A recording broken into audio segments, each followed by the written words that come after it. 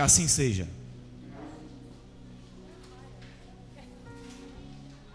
Querida igreja, a paz do Senhor. Quero ser grato a Deus por essa oportunidade que o Senhor nos concede de estar aqui no córrego de São Mateus. Estive aqui, acho que há quase 20 anos atrás, andando o campo de Parnamirim, evangelizando. Fiz um culto aqui na praça aí na frente. E aprove a Deus estar dando essa oportunidade de estarmos aqui mais uma vez, dessa feita com o auxílio do Departamento de Missões, a secretaria do nosso presbítero Nielson, a quem eu trago na pessoa dele um abraço, a paz do Senhor para a igreja do nosso pastor supervisor do campo, pastor Abdênigo Xavier. Rota de Missões se inicia hoje nas 26 localidades do campo e aprove a Deus estarmos aqui esta noite. Missões fala ao nosso coração, não somente a transcultural, mas a local também. Quem não faz missões em casa, local, tampouco vai fazer transcultural.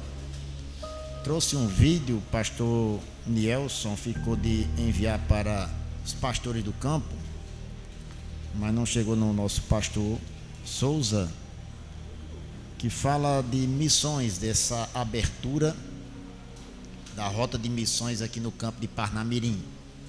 É um videozinho curto, cerca de 6 minutos, onde fala dos nossos missionários do nosso campo, que estão fora do nosso país. Missionário Cristiano e família lá no Paraguai, o missionário João Batista e família está na França, e o missionário Elieber Castro, que está com a família no Portugal. E estamos aqui para cooperar com o trabalho do Senhor. Tenho também feito missões aqui no campo, e esse livro que lançamos um pouco mais de 2 anos atrás, irmãos, foi destinado para a obra de 2 igrejas no nosso campo. Não sei se os irmãos já conhecem Riacho do Bom Pasto. O pastor Tenilson está lá construindo a igreja 13 quilômetros da cidade de Boa Saúde. Fica mais ou menos 7 quilômetros de onde ele está, em Riacho do Bom Pasto. Estamos cooperando com a construção da igreja ali. E também o pastor Benilton, que está no Vale do Lírio. Ele está construindo, já terminou um pontinho de pregação, está construindo a igreja lá no Vale Verde. É um assentamento que fica próximo ao Mendes. Lá já está funcionando o ponto de pregação. E o pastor Tenilson aqui no Riacho do Bom Pasto também está realizando os trabalhos lá na construção, e estamos aqui cooperando. E esse livro, quem adquirir, vai estar também investindo nas missões locais. Queridos, nós temos um canal no YouTube, Resumo de Aula Professor Aritônio, onde fazemos os resumos das lições da EBD e também colocamos algumas mensagens ali. Resumo de Aula Professor Aritônio. E também temos algumas redes sociais. As obras de missões que fazemos também está no nosso Instagram, Cristão Missionário. Se alguém quiser, ele é aberto. Tem lá nos destaques essas 2 construções e mais uma terceira que foi concluída no ano de 2022, lá na cidade de Patu, Rio Grande do Norte, do outro lado da serra, onde tem também um missionário de tempo integral naquela igreja, graças a Deus. Missões fala ao nosso coração, irmãos, e foi para isso que Jesus nos chamou, para levarmos a mensagem do Evangelho da salvação para aqueles que ainda não conhecem Jesus. Com certeza você que está aqui foi alcançado pela mensagem da salvação através de alguém que se dispôs a pregar a palavra de Deus. E nesta noite nós trazemos aqui uma palavra para nós, uma palavra de conscientização. Abra comigo sua Bíblia no texto de Atos dos Apóstolos, capítulo 11, versículo 19. É uma continuidade do texto que o pastor leu nesta noite. Nós iremos falar das características do missionário. Atos, capítulo 11, versículo 19. Dá mais um pouquinho de retorno aqui, querido, por gentileza. Só o retorno. Diz assim a palavra do Senhor: e os que foram dispersos pela perseguição que sucedeu por causa de Estevão, caminharam até a Fenícia, Chipre e Antioquia, não anunciando a ninguém a palavra, senão somente aos judeus. E havia entre eles alguns varões de Chipre e de Cirene, os quais, entrando em Antioquia, falaram aos gregos, anunciando o Senhor Jesus. E a mão do Senhor era com eles, e grande número creu e se converteu ao Senhor. E chegou a fama destas coisas aos ouvidos da igreja que estava em Jerusalém, e enviaram Barnabé até Antioquia, o qual, quando chegou e viu a graça de Deus, se alegrou e exortou a todos a que, com firmeza de coração, permanecessem no Senhor, porque era homem de bem, cheio do Espírito Santo e de fé, e muita gente se uniu ao Senhor. E partiu Barnabé para Tarso a buscar a Saulo, e achando-o, conduziu para Antioquia. E sucedeu que, todo um ano, se reuniram naquela igreja e ensinaram muita gente. Em Antioquia foram os discípulos pela primeira vez chamados cristãos. Queridos, como disse o texto de Atos 11, 19, é continuidade da leitura que fizemos nessa noite em Atos 8, que começa com os que foram dispersos pela perseguição que sucedeu por causa de Estevão, lá em Atos capítulo 8. Lucas, nesta seção do livro, começa a narrar aquela perseguição, mas de uma forma, de uma outra visão. Aqui, o cristianismo estava saindo de dentro dos limites do judaísmo. Note, o texto de Atos, Lucas escreve em 3 divisões, para mostrar como o evangelho chegou ao mundo gentílico naquela época. Em Atos capítulo 1, versículo 8, está uma divisão natural do livro de Atos, quando Jesus disse aos seus discípulos, e logo depois foi assunto aos céus: mas recebereis a virtude do Espírito Santo que há de vir sobre vós, e ser-me-eis testemunhas, tanto em Jerusalém, como em toda a Judeia e Samaria, e até os confins da terra. Em Jerusalém, Atos capítulo 1, versículo 1 a Atos 8, versículo 3, o evangelho se cumpre em Jerusalém. E quando se inicia a perseguição por causa de Estevão, de Atos 8, versículo 4 a Atos 11, versículo 18, é a segunda divisão desse texto. E no texto que lemos nesta noite, Atos 11, versículo 19, até o final deste livro, o evangelho sai dos limites de Jerusalém definitivamente e se monta uma base missionária na cidade de Antioquia, e as missões transculturais se encarregam, o Espírito Santo, dos homens de Deus nesta igreja, a levar o evangelho, terminando na capital do império. Observe que o texto que lemos é uma continuidade.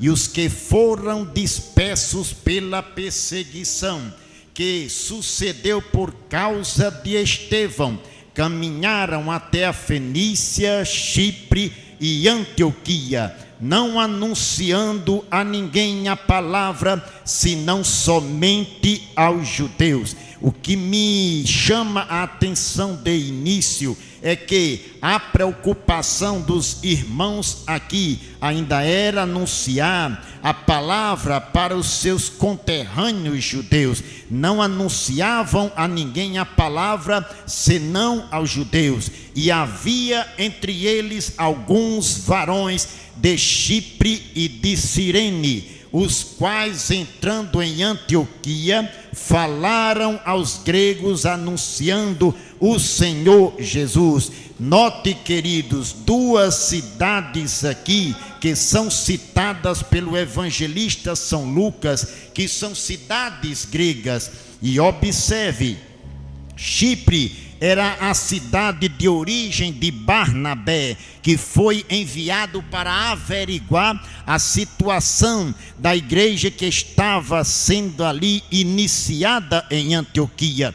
E Cirene também é citada em Atos capítulo 13, que havia em Antioquia alguns profetas e doutores, e Lucas mostra quais são: Barnabé e Simeão, chamado Níger, Lúcio Cirineu. Observe que Lúcio possivelmente veio entre estes dispersos pela perseguição que sucedeu por causa de Estevão e chegou até a cidade de Antioquia. E Lúcio se converteu possivelmente em Atos capítulo 2, versículo 10, está citado alguns desta cidade que eram no norte da África. Cirene era junto da Líbia, está citado este local, que possivelmente Lucas era um destes convertidos no dia de Pentecostes. Esse texto também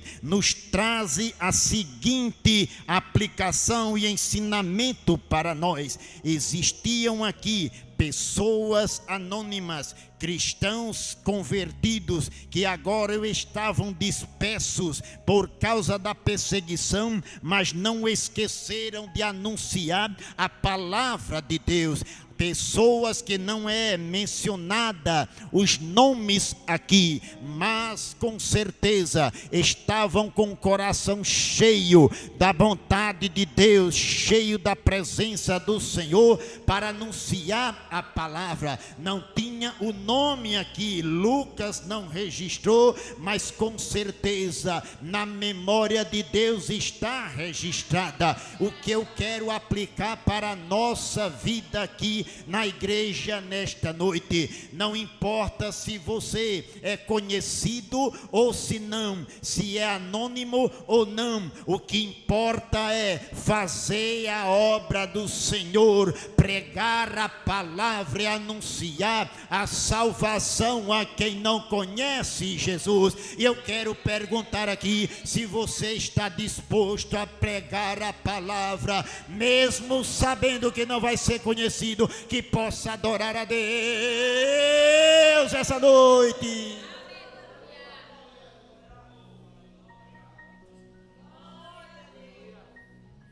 Pessoas anônimas, mas estavam com o coração cheio da palavra de Deus.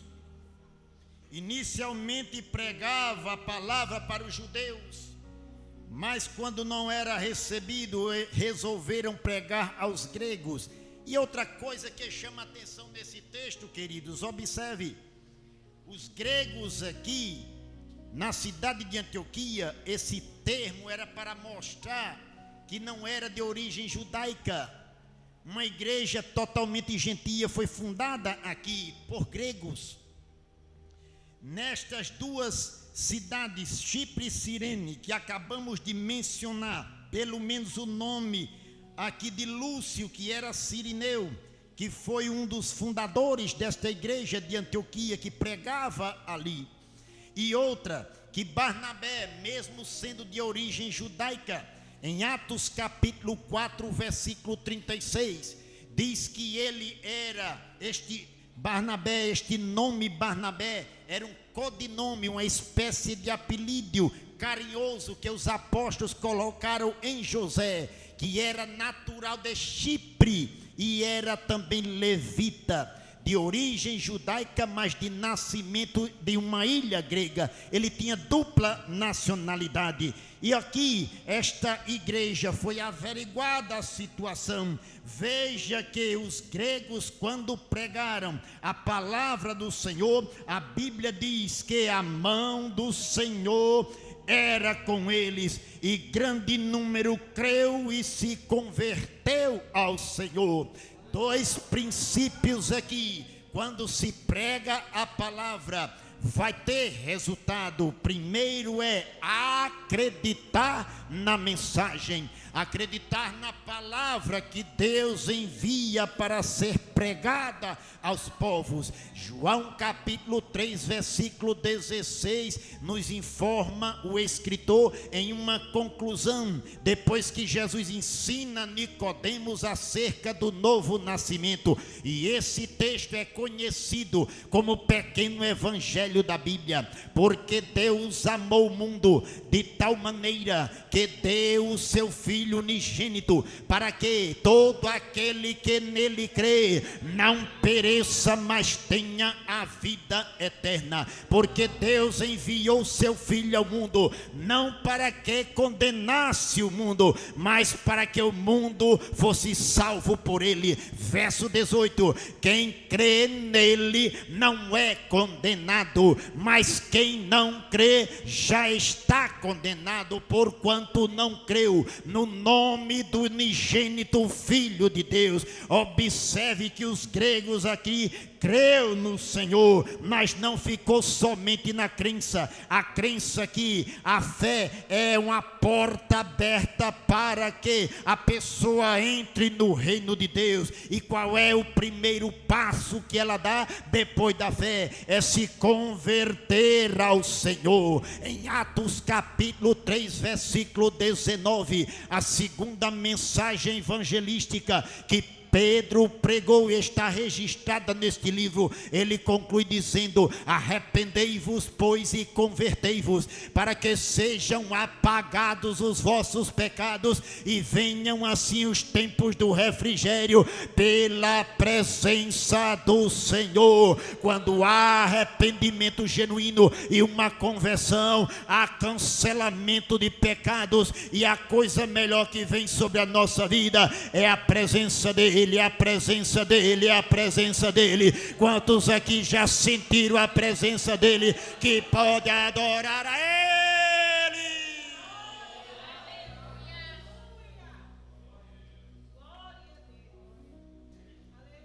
Escuta, muita gente creu e se converteu ao Senhor. A notícia se espalha, irmãos. Mesmo sendo pessoas anônimas, cristãos que não eram conhecidos, veio ficar conhecido depois, como o caso de Lúcio, mais uma vez que citei aqui, que ele aparece no capítulo 13. Mas as pessoas que não são citadas por Lucas aqui, os anônimos, não foi o suficiente esse anonimato para apagar a obra que Deus estava fazendo ali em Antioquia. Muita gente convertida, a alegria pela presença do Senhor é tanta, que a fama correu por todos os lugares e chegou na cidade de Jerusalém. Chegou a fama destas coisas às igrejas, ou a igreja que estava em Jerusalém. Resolvem enviar para lá Barnabé. Barnabé, quando chegou em Antioquia, diz o texto, que viu a graça de Deus e se alegrou. E exortou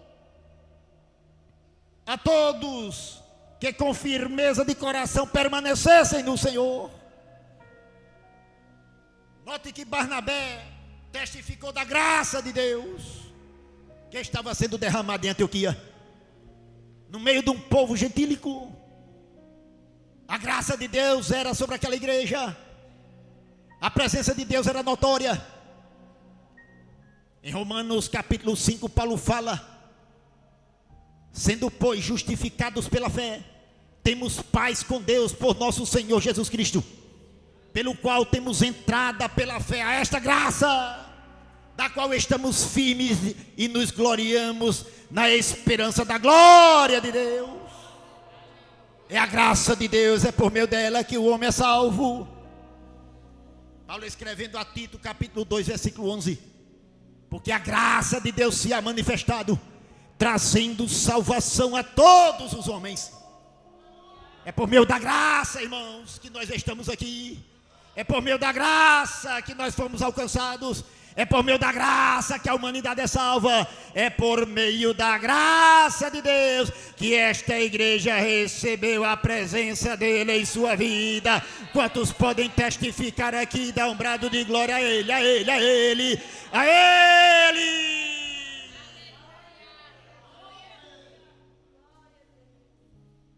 E o resultado de um homem de Deus, quando vê a presença do Senhor, a graça de Deus, ele tem prazer. Diz o texto que Barnabé, quando chegou, que viu a graça de Deus, se alegrou. Em uma versão literal vai dizer, ele sentiu prazer. Coisa boa é a presença de Deus, irmãos. Nada pode tirar esta alegria do crente, porque essa alegria não é coisa natural do homem. Essa alegria é dada sobrenaturalmente pela presença do Espírito Santo de Deus. Ele sentiu prazer. Veja que o texto diz que ele exortou a permanecer no Senhor. Exortar aqui é uma palavra que tem a mesma função de alegrar. A mesma alegria que Barnabé sentiu em ver a presença de Deus naquela igreja, a obra que o Espírito estava a realizar ali, através dos irmãos que eram anônimos, ele agora estava transmitindo para a igreja a mesma alegria que ele estava sentindo. E o escritor São Lucas justifica o porquê. Aí diz, porque era homem de bem, cheio do Espírito Santo e de fé, e muita gente se uniu ao Senhor. Eu quero lhe chamar a atenção, irmãos, para essas três características mostradas pelo escritor São Lucas da pessoa deste missionário Barnabé. Veja que a primeira característica, ele era um homem de bem. Em uma outra versão vai dizer, era um homem bom. Repita comigo, primeira característica, era homem de bem. A segunda característica, veja, era cheio do Espírito Santo. Diga, cheio do Espírito Santo. Terceira característica, cheio de fé. Cheio de fé. A primeira característica que mostra a natureza de Barnabé, a sua disposição em fazer a obra do Senhor. Diz o texto que era cheio, ou melhor, era homem de bem. O termo bem aqui significa uma pessoa de caráter generoso, que está disposto a praticar o bem. E isto é um reflexo da presença de Deus em sua vida.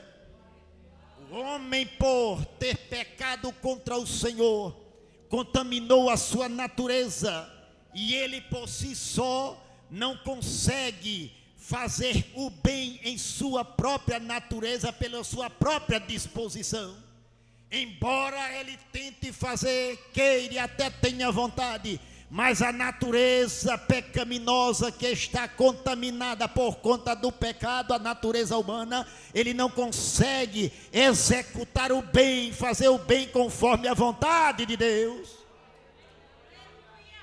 Paulo mostra essa indisposição de sua natureza humana em Romanos capítulo 7, mostrando como a sua vontade, a vontade do Espírito que estava em sua vida, ele queria fazer o bem, mas o mal estava com ele. Quando ele queria fazer o bem, ele não fazia, mas o mal que ele não queria já estava fazendo. Era por conta de sua natureza pecaminosa.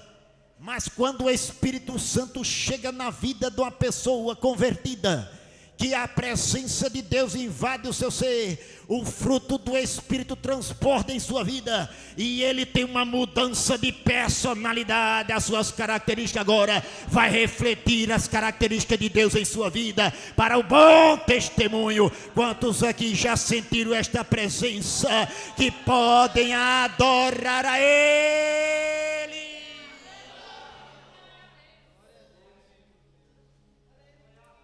Jesus, quando ensina esse respeito, em Mateus capítulo 5, versículo 43, ele diz sobre a natureza de Deus e como os discípulos devem se comportar de acordo com esta natureza. Ouviste o que foi dito: amarás o teu próximo e aborrecerás o teu inimigo.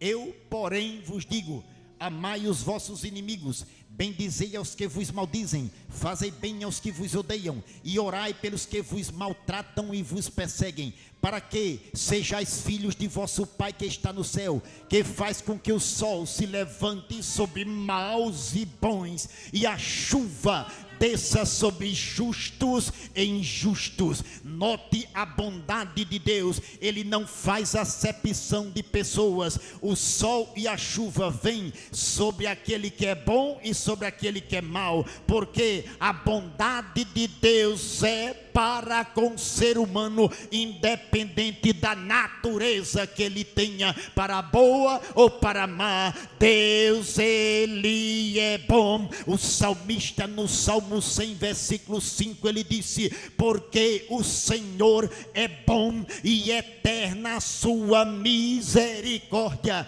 e a sua verdade estende-se de geração a geração. A natureza de Deus é boa em sua essência, e foi pela bondade de Deus que veio a salvação para a humanidade, e esta salvação transborda no coração do convertido, para que a sua natureza reflita a presença da bondade de Deus em sua vida. Era na vida de Barnabé, é uma característica na vida de todo missionário. Ei, missionário, você que está ainda a se questionar, a natureza de Deus é boa, e transforma a tua natureza para você demonstrar que Deus é bom, Deus é bom, Deus é bom, Deus é bom em sua vida. Deus é bom, repita: Deus é bom. E quem é de Deus é bom também. Tem a natureza boa, transformada pelo Espírito Santo. Em Efésios capítulo 4, versículo 22, Paulo fala dessa transformação do velho homem, a velha natureza, para um novo homem, a boa natureza. Quanto ao trato passado, vos despojeis do velho homem, que se corrompe pelas concupiscências do engano, e vos renoveis no espírito do vosso sentido. Em outras palavras, renoveis na vossa mente, e vos revistais do novo homem, que segundo Deus é criado em verdadeira justiça e santidade. Pelo que deixai a mentira, falai a verdade, cada um com seu próximo, porque somos membros uns dos outros. Irai-vos e não pequeis, não se ponha o sol sobre a vossa ira, não deis lugar ao diabo. Aquele que furtava, não furtes mais, antes trabalhe, fazendo com as mãos o que é bom, fazendo com as mãos o que é bom. O que isso significa, pregador? Comportamento humano modificado, a velha natureza sepultada e o novo homem, a nova natureza em Cristo, com a mente transformada, um comportamento diferente, fazendo com as mãos o que é bom, para que tenha o que repartir com o que tiver necessidade. vontade. Deus é bom e transforma a nossa natureza segundo a vontade dele, para fazer coisas boas, praticar a justiça, fazer o bem, porque Deus é bom e nossa natureza é transformada, e a presença dele em nós é boa, perfeita e agradável. Romanos 12:2. Não vos conformeis com este mundo, mas transformai-vos pela renovação da vossa mente, para que experimenteis qual seja a boa, perfeita e agradável vontade de Deus. A vontade de Deus é experimentada, primeiramente porque ela é boa, ela tem o melhor para nós. Veja que Barnabé foi notório a presença de Deus em sua vida, que Lucas fez questão de justificar a alegria, o prazer em fazer a obra do Senhor, em ver a obra de Deus crescer e a presença dele se fazer notória em Antioquia. E a primeira coisa que Lucas justifica esse prazer é: ele era homem de bem. A segunda coisa, ou segunda característica de um missionário, era cheio do Espírito Santo. Olhe para o texto.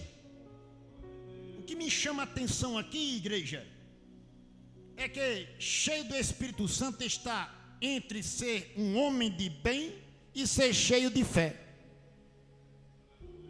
Ele não listou ser cheio primeiro, nem o último. Ele deu o equilíbrio entre a natureza humana transformada por Deus e a fé que abre a porta da salvação para esta natureza. E a expressão ser cheio do Espírito Santo, Lucas esclarece que esta expressão ele usa tanto para a antiga aliança como para a nova, com uma diferença, presta atenção. No Evangelho de Lucas, capítulo 1, versículo 15, diz o texto que João Batista foi cheio do Espírito Santo desde o ventre de sua mãe. Lucas 1:41 diz que Isabel foi cheia do Espírito Santo. Lucas 1:67 diz que Zacarias foi cheio do Espírito Santo e profetizou. Lucas 1, versículo 4, ou melhor, Lucas 4, versículo 1, diz que Jesus foi cheio do Espírito Santo. Todos esses textos que citei ainda faziam parte do Antigo Testamento, da Antiga Aliança. Mas quando vem a Nova Aliança, Jesus deixa uma promessa em Atos dos Apóstolos, capítulo 1, versículo 4 e 5. E estando com eles, determinou-lhes que não se ausentassem de Jerusalém, mas que esperassem a promessa do Pai, que disse ele: de mim ouvistes. Porque na verdade João batizou com água, mas vós sereis batizados com o Espírito Santo não muito depois destes dias. Esta promessa do versículo 5 que Jesus deixou antes de subir assunto aos céus se cumpriu ali no dia de Pentecostes. Em Atos capítulo 2, versículos do 1 ao 4, diz o texto: cumprindo-se o dia de Pentecostes, estavam todos reunidos no mesmo lugar. De repente veio do céu um som como de um vento veemente e impetuoso, e encheu toda a casa que estavam assentados. Encheu toda a casa em que estavam assentados.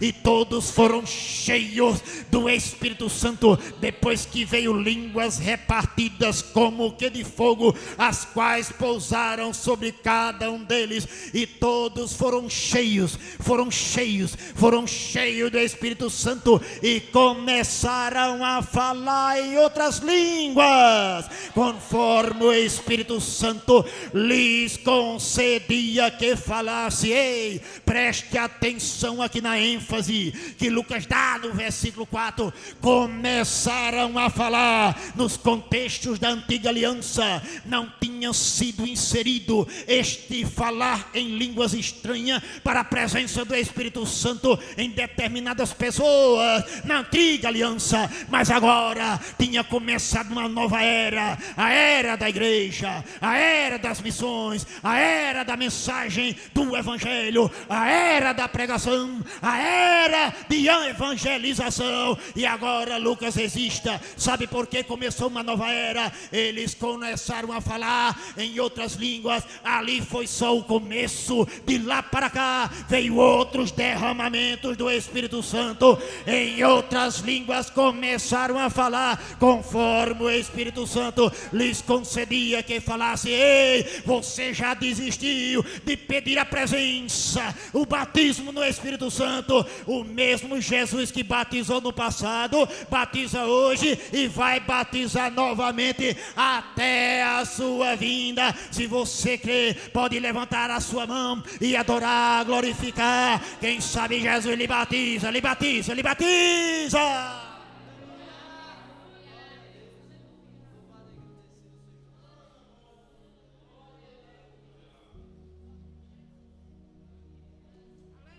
Cheio do Espírito Santo.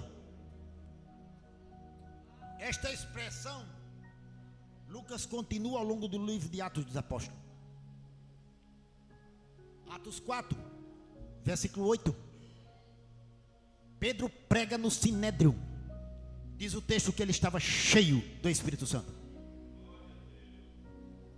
Observe o texto que o pastor leu esta noite de Atos capítulo 8, versículo 17.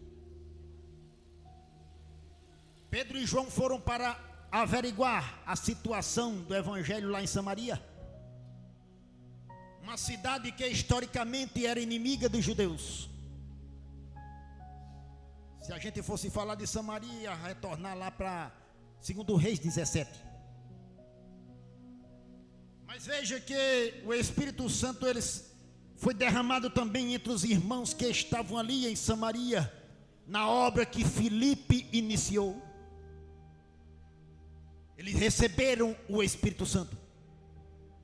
Em Atos capítulo 10, versículo 44 em diante, quando Pedro prega na casa de Cornélio, ainda estava a palavra, a mensagem em sua boca, quando o Espírito Santo encheu todos que estavam na casa de Cornélio.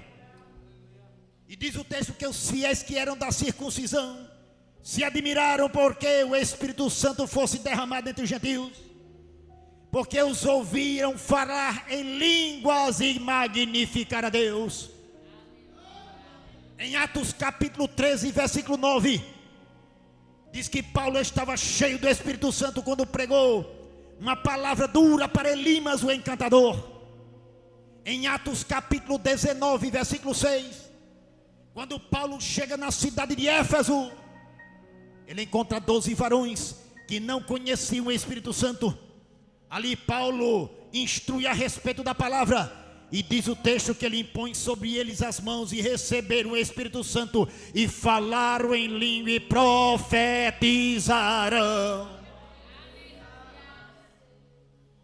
E nesse texto aqui, Lucas mais uma vez insere a expressão cheio do Espírito Santo como uma alusão ao que foi o princípio lá no dia de Pentecostes.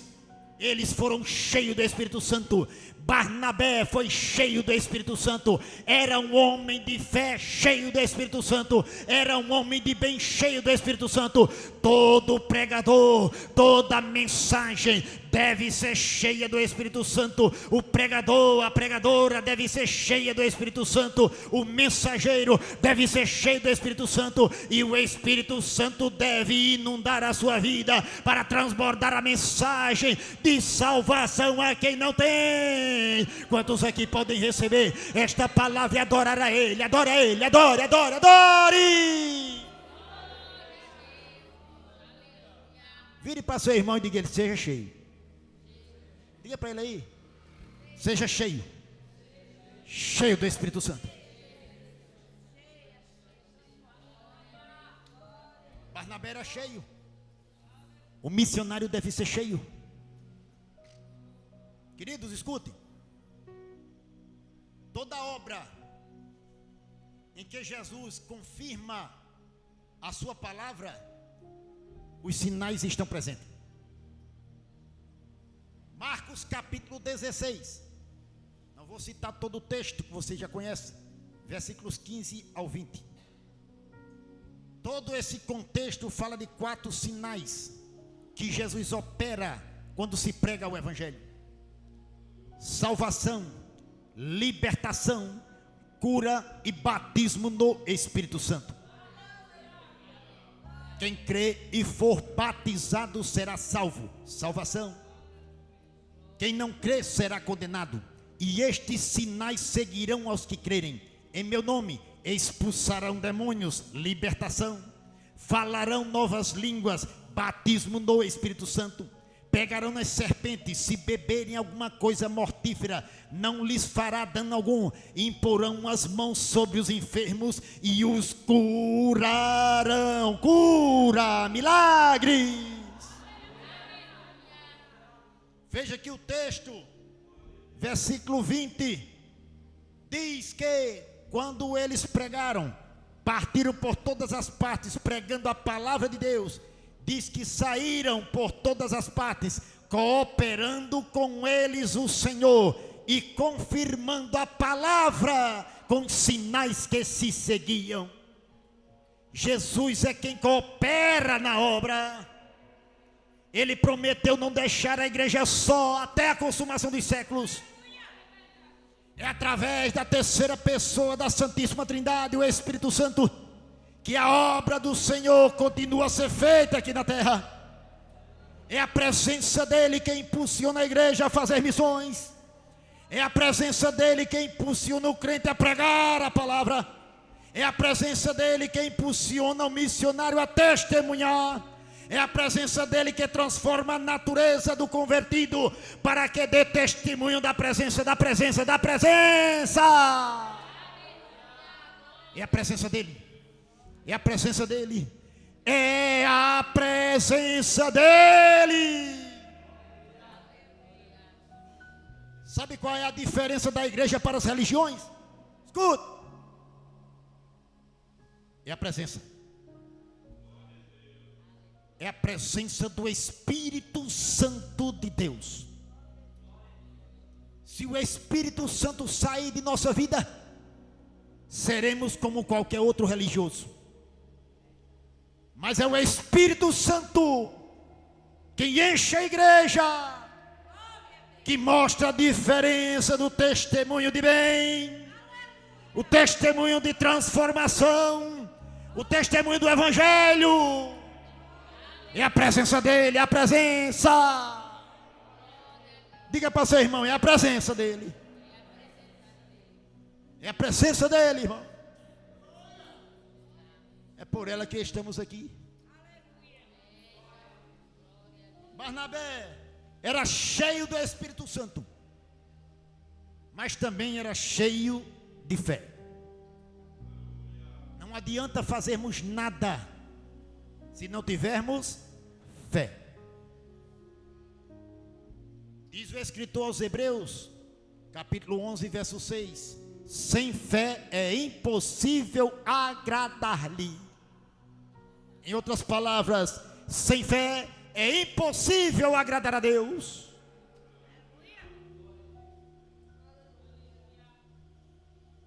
E o verdadeiro missionário, ele é cheio de fé. Mesmo em meio às circunstâncias difíceis da vida, ele está sempre alegre, como estava Barnabé. Como é que você sabe, pregador? Olhe para o contexto. Os que foram dispersos pela perseguição.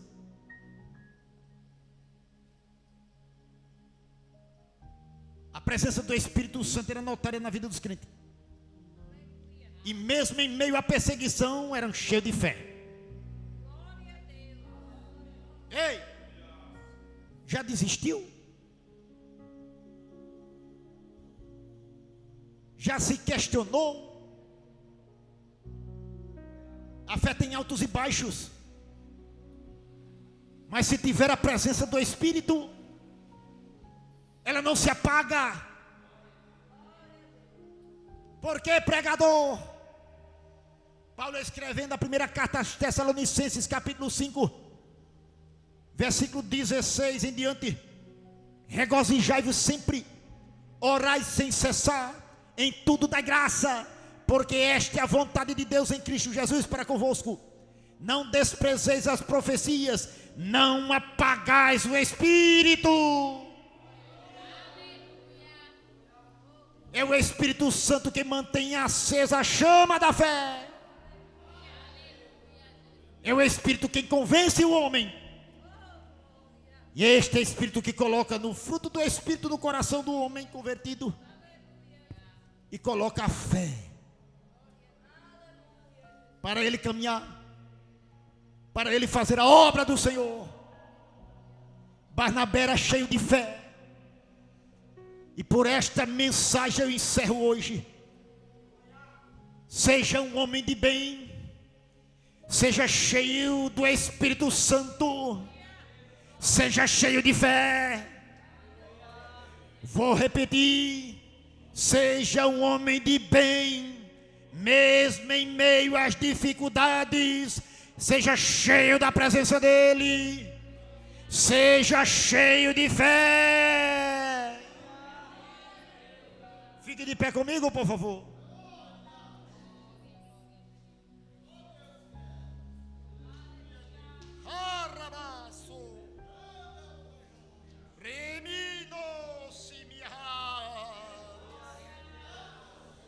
Sabe qual foi o resultado disso?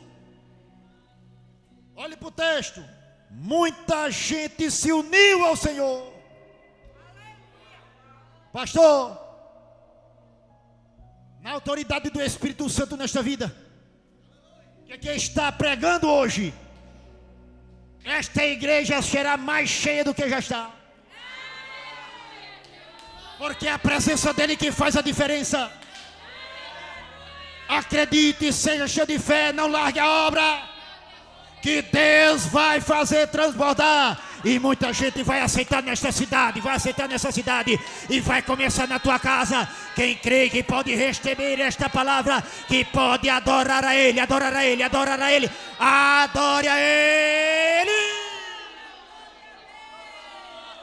Rira, ó Deus, em nome de Jesus, enche a tua igreja, enche Jesus a tua igreja.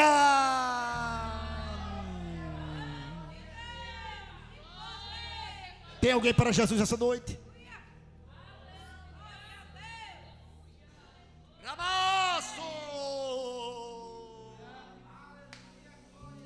Receba fé, receba alegria, receba a esperança, receba a graça de Deus. Receba a presença dEle, receba em nome de Jesus. Bendito seja o nome do Senhor.